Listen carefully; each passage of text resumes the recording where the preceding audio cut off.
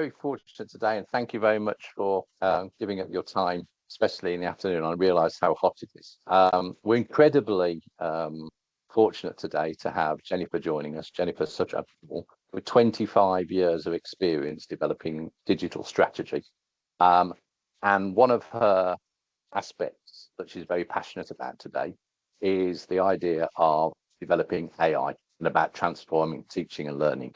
So with that, I'm now going to be very grateful and pass over to Jennifer. And obviously now, Jennifer, it's down to you. So with further ado, I'd like to present Jennifer explaining all about AI for teaching and learning. Thank you very much, Andy.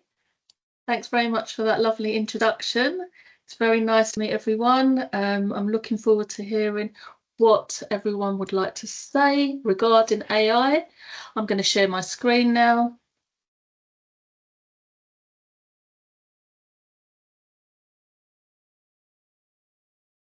Okay, so we're looking at enhancing education with AI tools here, and I'm going to be showing you how to use ChatGPT and Notebook-LM in order to use AI itself and make your life easier, because that's what it's about. AI is there to make our lives easier. So my name's Jennifer Surujpaul. I'm the founder of IT Solutionists. I currently help schools, trusts and public sector organisations make smarter decisions around systems, safeguarding technology and AI integration. My main focus is making tech purposeful. So you have to have a reason to use that tech. Otherwise, I feel that there's no point in using that. And making sure that you're using tech, not just 10%, you're using it 100% as much as you can do as well. And you're using it safely as well. And you're using it amongst your teams efficiently and effectively with staff training within that. So we're looking at learning walks and we're looking at using AI to transform teaching and learning. So I just went through this with Andy, which was very interesting, because I said to him, Andy, have you heard of any of this? He's like, no. So I hope that's going to be the case for others as well. The problems that we've got when we're undertaking learning walk, people are still using clipboards when they're doing it as a group of educators. What you're finding is that they're scribbling notes and they find it very difficult to track patterns over time. It can actually be very time consuming as well. And there's no immediate feedback within that unless you're coming together and you're taking the time to do that. I'm going to try and show you a few techniques in order to stop this from happening. As I said, within this, we want to be able to spot trends between multiple classrooms or trusts. We want to be able to reduce the paperwork or duplications and align this within teaching standards and link back to CPD. The insights need to be now, not in 3 weeks' time. So Notebook-LM. How many people have heard of Notebook-LM? If you could just raise your hands, that'd be good. No? Okay, so I'm going to show you a bit about Notebook-LM. Notebook-LM is completely free. You do not need to pay for this. If you've got a Google tenancy within your organisation, what it allows you to do is to make sure that that data is protected and it stays within that. I'm just going to reiterate, when you're inputting data, you're feeding it, it needs to be anonymized otherwise. So I'm going to explain to you can have Notebook-LM, and it's part of the Google workspace. It's also free on Google as well. It analyzes notes across department. When I discovered this, I was like, wow, this is going to be a life changer. It saved me so much time. You can actually, it will give you feedback.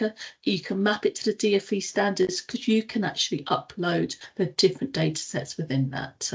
We want to have smarter learning walks, and we need to have the speed and we need to have the structure within that. So I'm going to show you a bit about this now.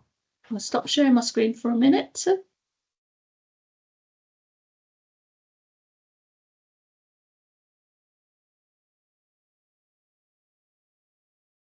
And here we have it. This is Notebook-LM. So you will just go to notebook-lm.google.com, and these slides will be available, and I will add these links into this as well. So once you go onto this, you can see on here, this is all the different notebook LMs that I've created. So the first one that I'm going to show you is the teaching standards one, and this is related to the learning walks. I've created different learning walks. These are for different subjects across the trust, and what I want to do is evaluate this, and I want to actually interrogate this. I'm going to do this by prompting. So I'm going to click onto this, and what it does, you've got 3 different panels here. You've got your sources. So you will upload the data that you've got here. You can see on here, I've uploaded an art learning walk, English learning walk, geography, history, PE, science as well. As I said, if it's within your actual domain, this can be, you don't need to anomalize it, but if it's not within your domain, you need to anomalize that as well. And I've also uploaded the teaching standards here. And I went onto a website, I found Connect Academy, and they've got their school improvement plan. So I've decided to upload that as well. And this is my sources. If you want to add any more, I'll just show you. Click on add. You can choose your files. Even if you went around and you decided you were going to just voice record your actual learning walk for the trust that you're going into, you can actually upload an MP3 from this as well. It supports PDF, text files as well, and Google Drive. So what I've done on here, you can see all I've done is clicked onto these ones here. These are my history, science, art. Again, all I need to do is select it. It's very, very easy. If someone shared it with you, it'll be shared with me as well. And you can see on this what I've got now. I can then go through this and it will give me an outline straight away. So I'm going to just refresh this. And it's going to refresh for me. I'm going to start typing. So what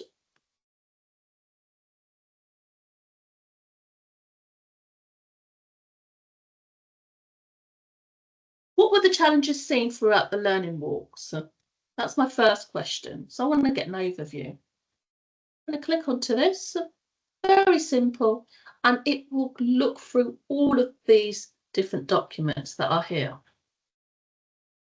And you can see on here, based on the learning walk observation, several challenges were identified across different subjects. So it's just gone through all of these and it's given me an overview as well.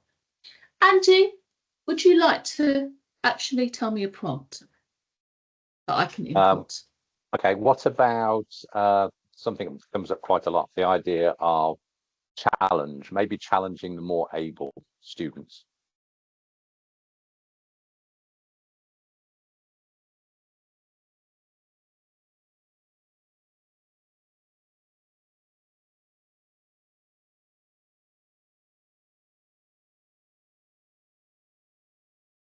And I'm also going to ask it, how did this relate to the teaching standards as well?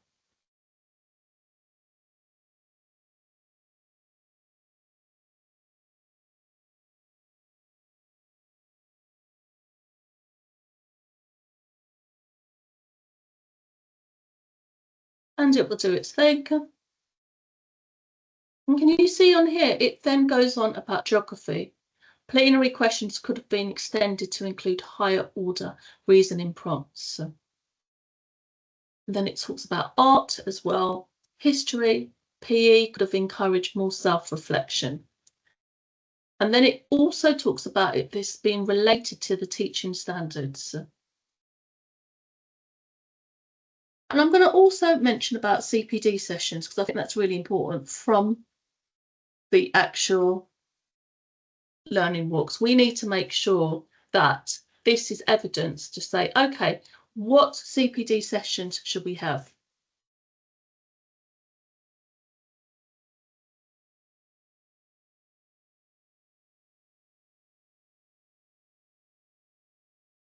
Use my spelling here.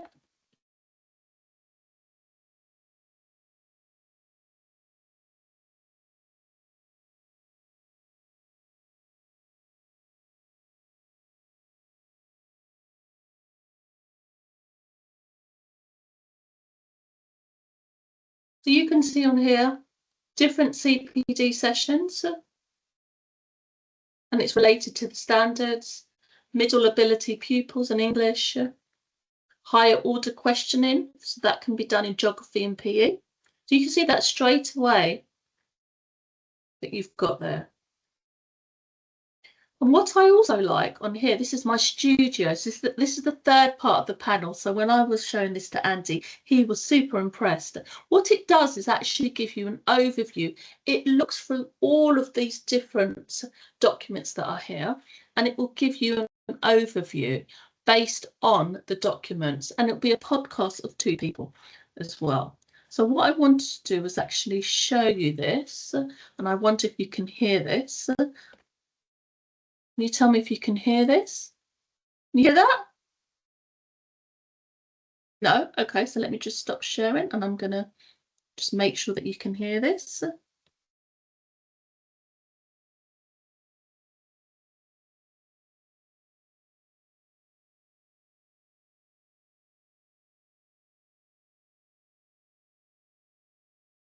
Okay. Sorry.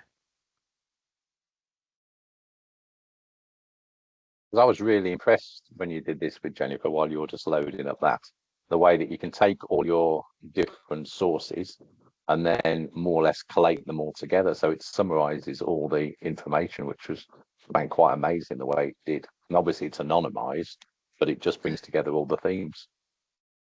Okay. Yes, which I love. Can you hear that now? No? So I can do it again. You did do it earlier for me when I listened. Yeah. Try it now. Was always praised, No? as were resources tailored to different learning needs. So yeah, common threads were definitely there. Right. So taking all that classroom level insight, what does it mean for the bigger picture? How does Connect Academy Trust actually scale this up into a strategy for the whole trust across all its schools? That's where their overarching strategy kicks in. And it's built on a really core principle. School improvement is cyclical. It's ongoing. And this means there's a commitment to art vocabulary to deepen their analysis. Now, this isn't just feedback on the art itself. It's about fostering critical reflection, using precise language skills important everywhere. And it links directly to Standard 2, promote good progress and outcomes by pupils. That's really specific. It shows how granular they get. Does that need really experienced people doing the walks? And how did it look in, say, English? Yeah. So that's just a snippet, because I know we haven't got much time, but that was super useful in terms of being able to just get that analysis. And sometimes you can listen to that on the way to your school or different academies or within a meeting. You can ask people to do this as prep, and you can do this for different documents as well, for the school improvement plan that I've mentioned again, or if there's any other research documents that you want to have to relate this. So that's just an idea there in terms of the audio overview. You can see on here, though, we've got the notes section. So what you can actually see, I've created a briefing document. All I need to do is click on this, and what it will do is give me the briefing document as well. It will tell me the key findings straight away, identified CPD requirements, and as I said, this is related to Connect Academy Trust. So I really do advise you to have a look at that. It will save you a lot of time as well, and play around with it. There's lots of free material regarding Notebook LM on Google itself. So that's my first part on this. I'm now going to move on, and I'm going to share, and I want to talk to you about ChatGPT. Now, I know that everyone has probably seen ChatGPT or used ChatGPT. Is that correct? Can anyone give me a thumbs up? Are they able to do thumbs up on this, Andy? I think so. Yes, yes, a few. Yes, okay, wonderful, wonderful. Thank you, thanks. Right, so what I want to do is speak to you about ChatGPT, and I want to also show you some different parts of this and how you can make use of this and tailor it to your school as well, or your trust, or your organisation. So I'm just going to share my screen again, and I'm going to go over to the monitor. Okay. Can you see that I've got on here? It's a blank screen at the moment. Right, can you see my presentation? Okay, wonderful. Right, so what we've got on here, you can see, I'm going to move over to ChatGPT now. Within ChatGPT, yep. Go on, Andy. I just like it came up on a small bit of the screen for me. I don't know if it did for everyone else. Should be okay now. Right, so you can actually create GPTs within this. So what I've done, again, I fueled my actual GPT, and I'm going to show you how this works. This only works if you've got a premium account. So if you don't have a premium account, you're not going to be able to do this. So I've paid a subscription for this. You can see you've got one, or someone else might have one. It says plus on this. But there's a way of getting around that, which I will explain to you. So this is called my GPTs. If I want to go back, you can see on ChatGPT, you've got a range of GPTs. So in this case, you can see on here, you've got top picks, and these do specific things. You're going to create your own one just for learning walks. And I'm going to show you one that I've done already. So you've got my GPTs, and you can see on here, I've got Connect Academy demo. I'm going to create one, and this will actually provide feedback. I've created one here already, and anyone can use this with the link as well. So that's a way of getting around it. I'm going to create my own one, and then you can see on here, what are we going to call it, Andy? Now you've caught me out. It's going to, if you want a particular focus, like learning walk apart or that. Yeah, just call it Learning Walk Coach. Do you think that's sufficient? Would you like to add anything else to that? Okay. Oh, no, that'll be fine. Okay, I'm going to create first. Okay, so what I want this to do, and you can see it gives you instructions, and I want it to create.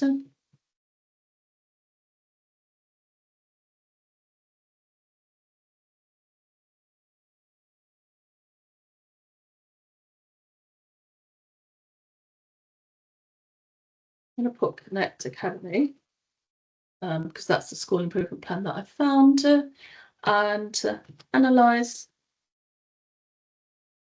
Anything else you want it to do? Oh, I think that's enough so far. I'm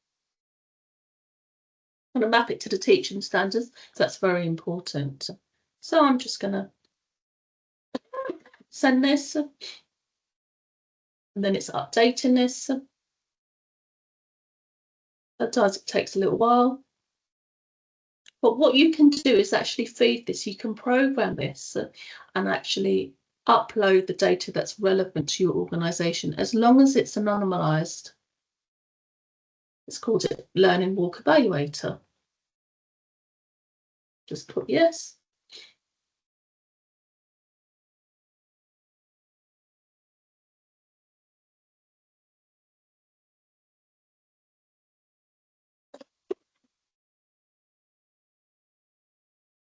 Here's a profile picture. And what I'm going to do now is configure this. You can see on here, it's already started. Analyze this learning walk and map it. Summarize key strengths and next steps. So it's giving you ideas for prompts. I'm then going to go on to configure this. And you can see automatically it's given instructions. It's given conversation starters as well. And you can see what teaching standards are demonstrated in this lesson. Straight away, that's there. And what I can do as well is I can upload my files. So I'm going to upload the files that's related to this. And I'll show you I've done one already.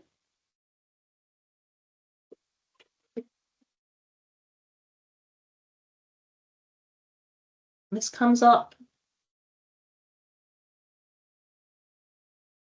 Okay. And this already has the DFE standards. I've also uploaded the actual learning walks into this as well. So I'm going to ask, please.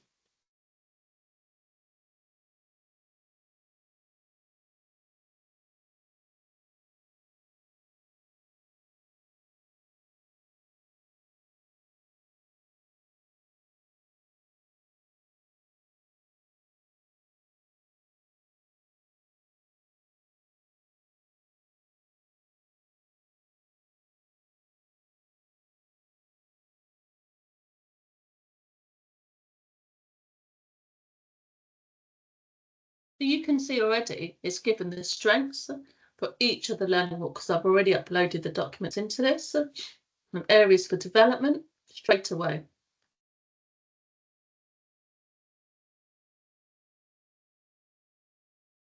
And this is by training the actual GPT that's there.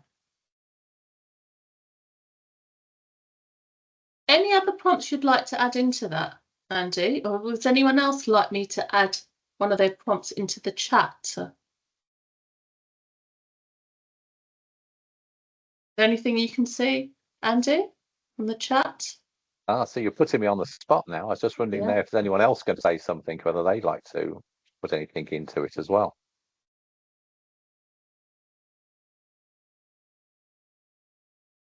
Oh, student reactions, Tina said.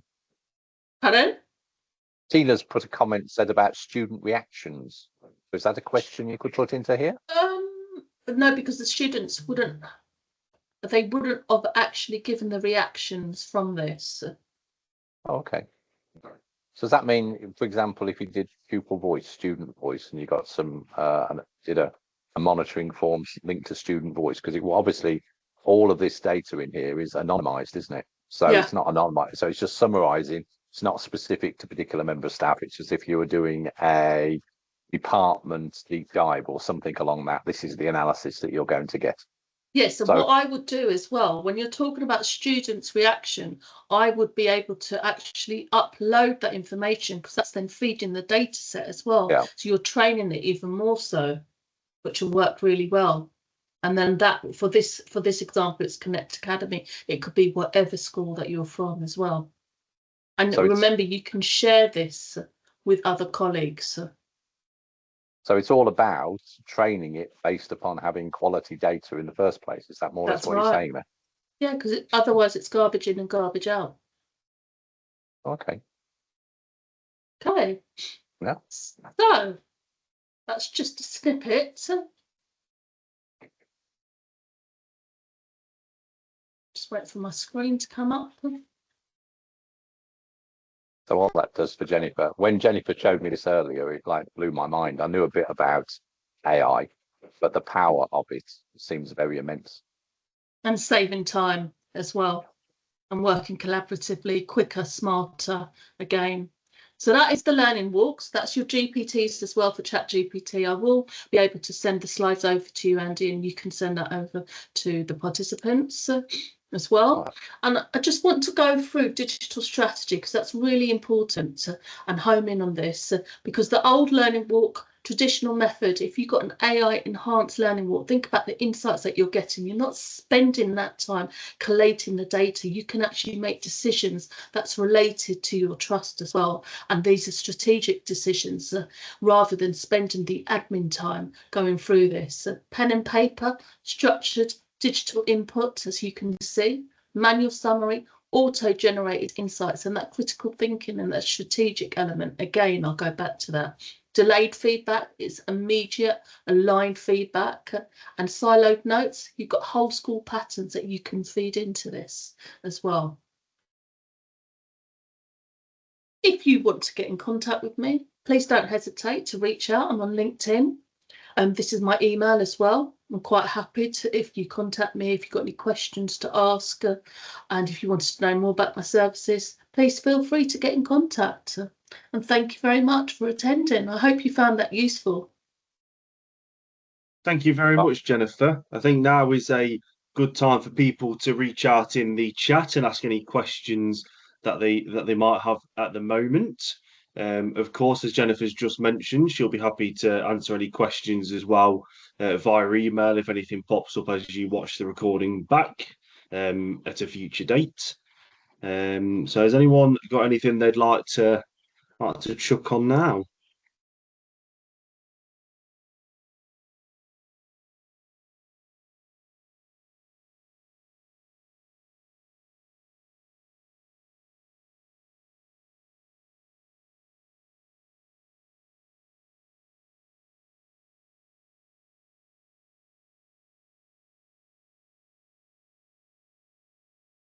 I imagine people have actually used AI, even if they dabbled a bit, but it's the power of it and the power that it can be used in education. And it probably, due to the information, because I know when Jennifer actually shared this with me earlier, it was like, wow. And it needed time to just reflect, really, and just think about the content. And obviously, you're going to share this anyway. So, it's one of those things that I think you start dabbling, and it's amazing the power that you'll start to find. Okay, but if there's nothing else in the chat, then one second, we've got a couple people typing. So Jeanette's saying, if we don't have the premium, it just means the docs can't be uploaded. Is that the only limitation? Is that for ChatGPT you're talking about? I would assume so, yes. The ChatGPT you can still upload. Oh, for the actual GPT, no, you need to have the premium for that.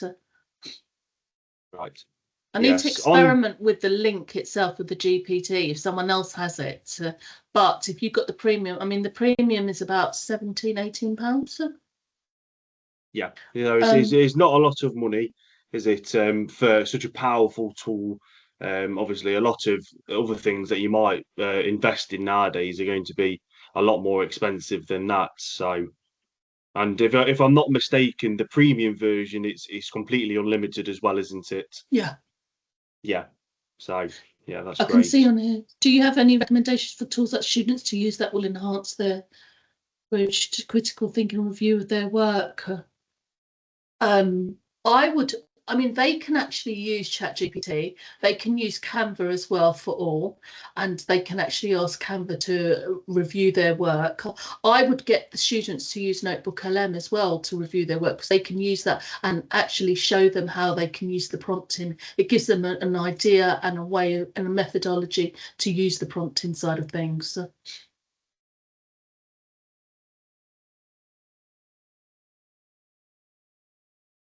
Right, well, in that case, Jennifer, thank you very much. And obviously today's webinar is brought to you by School IP, College IP, and the home of that. So if I just share my screen, some people ask, well, what is this School IP? So if I just spend a couple of minutes just explaining to you what School IP is and how actually you can link into what Jennifer says, because it's a platform that will generate the data for you. So it's cloud-based. And the idea about School IP is about centralizing and integrating your key processes, bringing everything together. It ticks the boxes of admin heavy workload. So as Jennifer pointed out, you spend an awful lot of time with bits of paper, more or less collating all these things, and it will actually make life so much easier. Alignment of processes, so it links together, as well as individual professional development. It will link together with school improvement, self-evaluation, college improvement. And it's an efficient way of data collecting. So it will actually provide you the data that then you can use for things like what Jennifer said. And we have over 800 schools worldwide with 50,000 regular users. And because of our uniqueness, we're actually the ability to be flexible for schools and colleges worldwide. So there isn't a college IP way, there isn't a school IP way. The idea is we have your process and we align. So very similar to what Jennifer said about what is the prompt, what is the direction that you want. We offer free, unlimited, comprehensive support because many softwares out there, you just buy it and have to get on with it. So the idea with our case, the idea is we provide support. So we actually get regular check-ins with you and make sure it's fully aligned. And if you happen to be part of a trust, we actually have another layer, which is about a trust dashboard. So we're able to create that data and create the overview. I know it's all about reporting and creating dashboards. And if you want to find out more, again, we have one of these QR codes, very similar to what Jennifer explained, or you can contact us on social media at School IP, or the traditional way of emails and phones. So thank you very much. That's my bit there. So I don't know if anyone's got any questions. Yeah, so I'll leave that. There's a couple bits that have popped up in the chat. Yeah. From Saria. Very nice to see you here, Saria. You might be a good person to answer this one, Jennifer, even though it is still on the IP suite of tools as a previous user in a couple of your old schools. That you might have some thoughts on how you managed it at the time. So, Saria, what I suggest is that you have to export this. And I was talking to Andy about this earlier as well, because he knew that this question would come up. So if you're using completing your learning walks, you would then have to export it and then analyze it using Notebook LM or ChatGPT as well. Unfortunately, but it would save you time long term if you had to go. If you imagine if you were doing about 30 learning walks, it would save you that time. And we've got Celine here asking about school subscriptions. I assume that's for ChatGPT again. And I'm not sure if there are any sort of team or company subscriptions you can get for that at this time. I think there might be. There is. I know a lot of people do, but when I've been looking at the premium versions in the past, it's never popped up to me there. I'm just loading mine up now.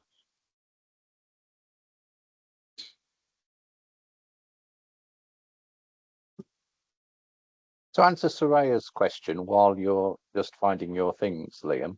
So if Soraya exports data in a spreadsheet, can that spreadsheet of data be imported into GPT and other things as well? So it doesn't have to be individual data, because you talked about being anonymized. So you could actually export it as a spreadsheet, could you? And then all of a sudden, then it will create it.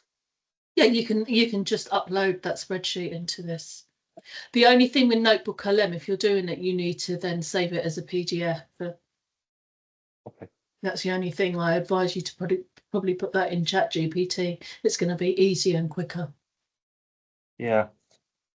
Just for you, Celine, this is what ChatGPT offers for its business offering. So £25 per month. It says at the bottom here for 2+ users. So it doesn't say there's any sort of cap on how many people you could have on this business account. But that's so if you create a free account and you can just go to your username in the top here and click upgrade plan, and then that will give you all that information on creating a business account. Yeah, so you've got your own subscription. So just go to your account in the top right and click upgrade plan, and that will tell you everything they've got on offer for you there.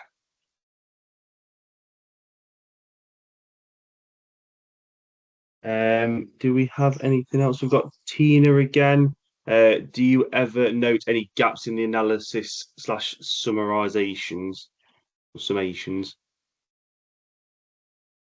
I haven't seen any gaps. I think it's been very thorough, to be honest. Celine's also spoken about Gamma app as well, which she's recommended can be helpful and save time when creating different resources. There's so many out there, and I think it's really talking to people and having a network, having these discussions where someone will say, okay, try Gamma app as well. So I know that other people then can say, okay, they're going to try this, or go back to their colleagues and say, okay, these are the different tools that we could potentially use and save time strategically as part of our AI rollout. Yeah. And obviously, Jennifer is over on LinkedIn and she shares stuff like this all the time. Another person that I've been in contact with in the past is a gentleman called Mike Gard. I'm not sure if you're aware of him, Jennifer. I went to one of his sessions and he's all about generative AI. He's another good person to follow over on LinkedIn. If you're interested in what things like ChatGPT and Klaus, and there was another one that he mentioned, and he shares all of that sort of information over on LinkedIn as well. So if you're looking for good prompts to use, then he might be someone to keep an eye out for as well.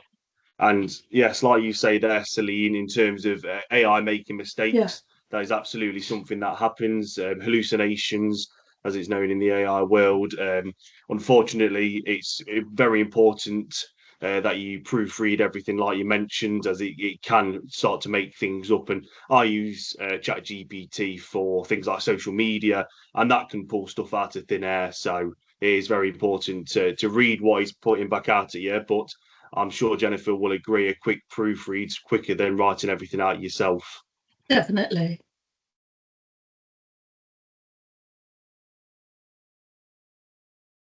Yes, and that's the GPT as well. When you're training it, if you want to create those, and you can all share that as I showed you previously. Yeah, and I think the good thing with ChatGPT is it's got a memory, so you can turn on the memory and it will remember all of the prompts that you give it, and it can really start to build up a clear path for answering your questions and your answering your uploads using that bank of history of historical data that you've provided it with. So yeah, I Yes, think ChatGPT is really good at stuff like that. and you can Right. also have it so it's temporary. So it's on temporary Hmm, memory, so it doesn't remember yeah, anything, but it stores the data absolutely. for 30 days as well. Yeah, yeah, But I think, absolutely. as I mentioned before, and I think you clarified that, it's important that you anonymize the data, isn't it? Because you don't want to put people's names into it. So when you're Definitely. downloading that and you've got people's names, this isn't a tool where you want to analyze data across departments or anything. This provides you a general overview. And the secret is obviously, even if you put things into Chat GPT about your own name, it's amazing what comes up because it's searching the whole of the internet.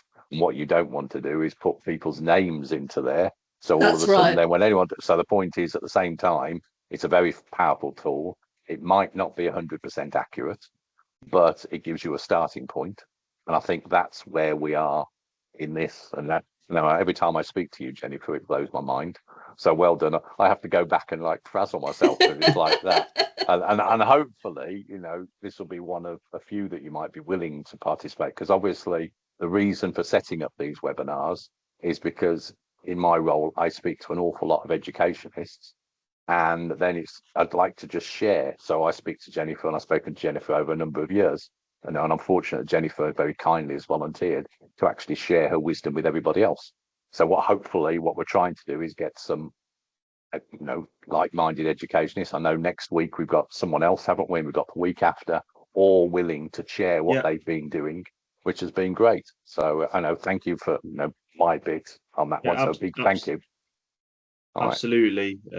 So Suri is still here. Suri, in a couple of Katrina. weeks' time, we've got one specifically with an FE college teaching and learning director. I'm sure Andy can tell you a bit more about that in one of your conversations. So that's on the 10th of July. And like I said, we've got one next week as well on Send Education.